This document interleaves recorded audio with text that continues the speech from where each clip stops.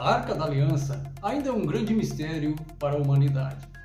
Os escritores bíblicos designam a Arca em mais de 20 modos diferentes, sendo que os mais conhecidos são a Arca da Aliança, a Arca do Concerto, a Arca do Pacto e a Arca do Testemunho. Quando Deus instruiu Moisés a construir o tabernáculo, ele deu também o modelo e o projeto da Arca, pois ela era o objeto central e principal do tabernáculo. Ela era feita de acácia, revestida por dentro e por fora com ouro puro.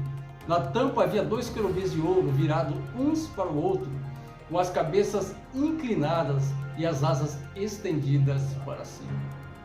Dentro da arca foram colocadas as placas dos 10 mandamentos, a vara de Arão e um jarro de ouro contendo o maná. A arca representa a presença de Deus. A arca não era um talismã, pois apenas a sua presença não garantia êxito algum aos hebreus.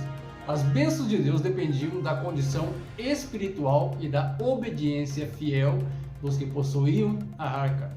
Por certa vez, Josué e seu exército foram derrotados na batalha de Ai devido à infidelidade e desobediência do povo, mesmo tendo a arca em seu acampamento. Mas existiam alguns mistérios que envolviam a arca. Primeiro, somente os sacerdotes levitas poderiam transportar a arca. Segundo, qualquer pessoa que ousasse tocar na arca morreria instantaneamente. Terceiro, certa vez os bois que transportavam a arca tropeçaram e um levita, filho de Abinadab, chamado Uzá, tentou impedir que a arca caísse. Porém, ao tocar na arca, morreu instantaneamente. Mas, pastor, por que ele morreu se ele era um levita? Boa pergunta. Quarto, certa vez a arca foi roubada pelos filisteus. Como os filisteus conseguiram roubar a arca se qualquer pessoa que tocasse a arca morreria? Isso seria uma contradição bíblica? Quer saber a resposta para essas perguntas? Então fique conosco até o final, porque o Polêmicas da Bíblia está começando agora.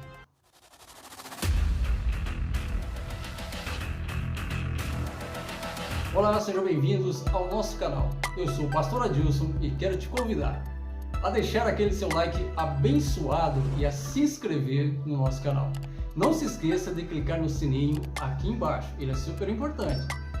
Muito bem, respondendo à primeira pergunta, por que Uzá, que era levita, encarregado de transportar a arca, morreu ao tocar a arca, para tentar evitar que ela caísse no momento em que os bois puxavam a carroça com a arca tropeçaram? Acompanhe comigo o que diz a Bíblia em 2 Samuel capítulo 6, versículo 3 ao 7. Diz assim: puseram a arca de Deus num carroção novo e a levaram da casa de Abinadab na colina. Uzá e Aiô, seus filhos, filho de Abinadab, conduziram o carroção com a arca de Deus.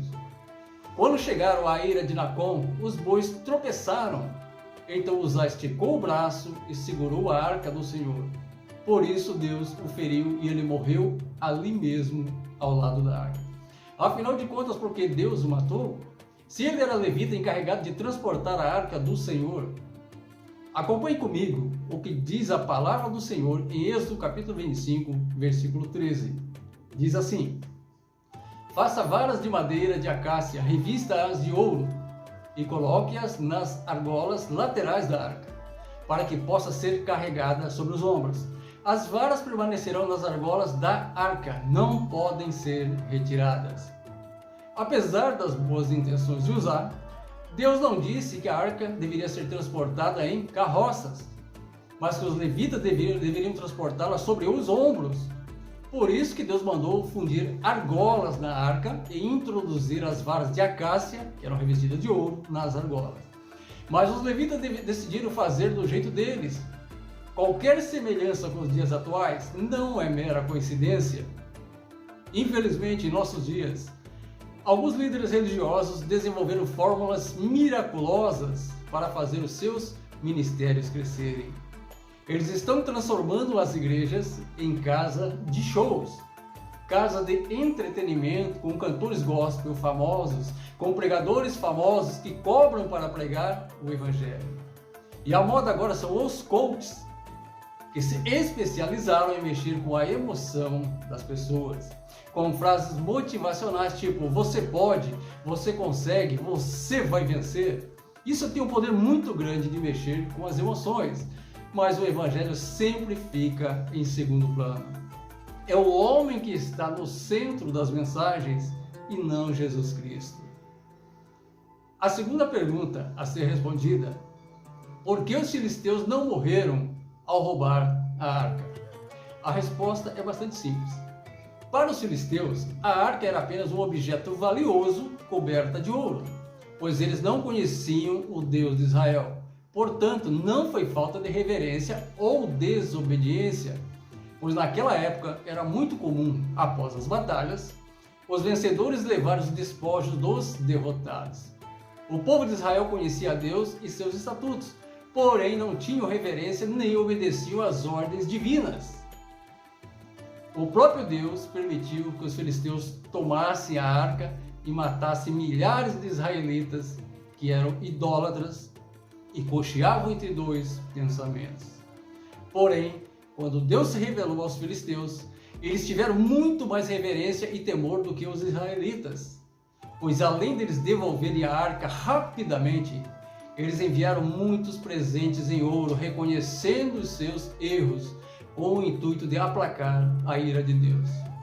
Quando a arca retornou para o seu lugar, o profeta Samuel disse à nação de Israel: se vocês querem voltar ao Senhor de todo o coração, livrem-se dos deuses estranhos e das imagens de escultura. Consagrem-se ao Senhor e prestem culto somente a Ele, e Ele os libertará das mãos dos filisteus. Amém? E nós vamos ficando por aqui, agradecendo a sua participação. Que Deus abençoe grandemente a sua vida e a sua família, e até a próxima, se Deus quiser. Tchau, tchau.